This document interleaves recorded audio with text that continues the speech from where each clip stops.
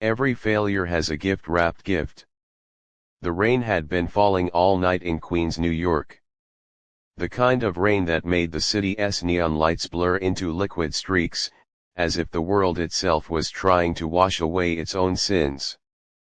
Adil sat inside his rusting Toyota Corolla, staring at the cracked steering wheel as though it held the answers to all his failures. 29 years old, a Pakistani immigrant, and yet nothing to show for it. No house, no career, no family pride. Just odd jobs, overdue bills, and 1,000 broken promises to his mother back home in Karachi. He whispered to himself, almost a curse, every step I take, another failure. The word failure echoed in his chest like a cruel reminder. The broken dream. When Adil came to America at 21, he carried his father's leather wallet in his pocket and his mother's prayers in his heart. He believed the dream that this land would reward hard work with dignity. He wanted to study computer science, maybe open his own small company one day. But dreams have a way of colliding with reality. Tuition was expensive. His English was weak. Employers wanted experience he didn't have. He washed dishes in diners, stocked shelves at midnight, delivered groceries for apps that drained his soul.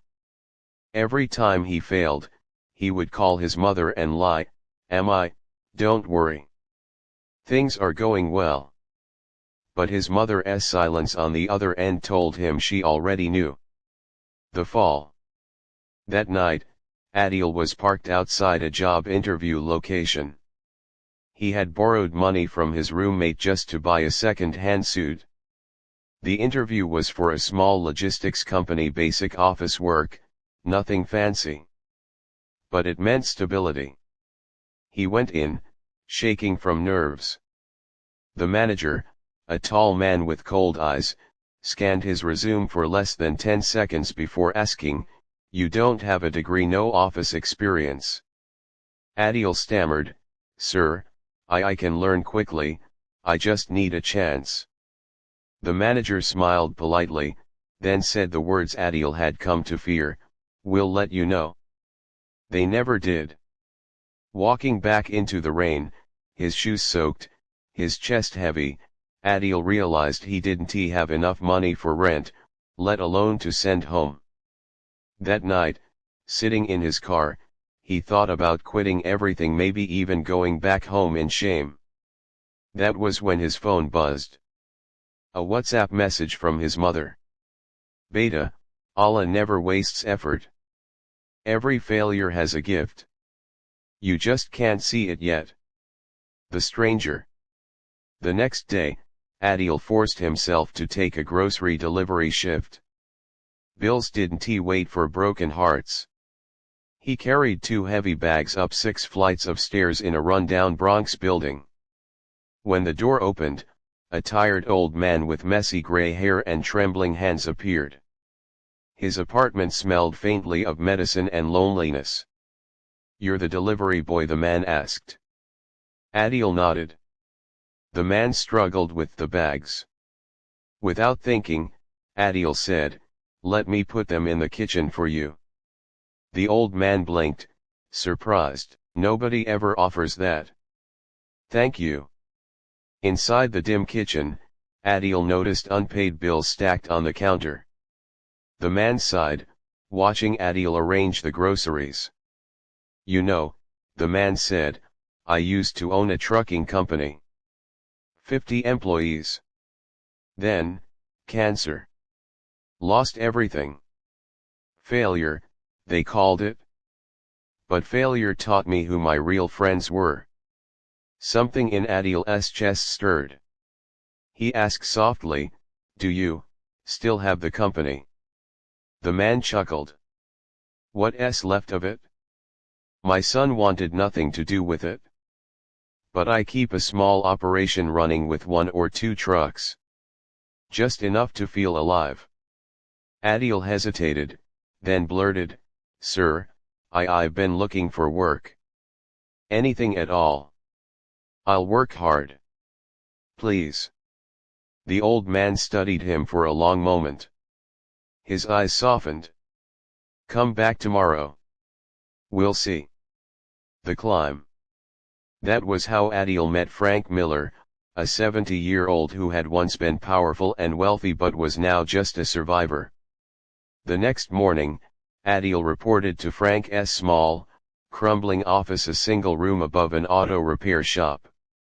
There were 2 trucks parked outside, one barely working. Frank handed Adil a clipboard. You said you can learn quickly. Good. You'll manage deliveries, routes, phone calls. I'll teach you. It was no dream job. The pay was modest, the hours long. But for the first time, Adil felt trusted. Frank didn't care about his accent or his lack of degree. He cared about heart. And Adil gave everything he had. He learned logistics software at night on YouTube. He repaired tires, answered angry customer calls, even cleaned the office without being asked.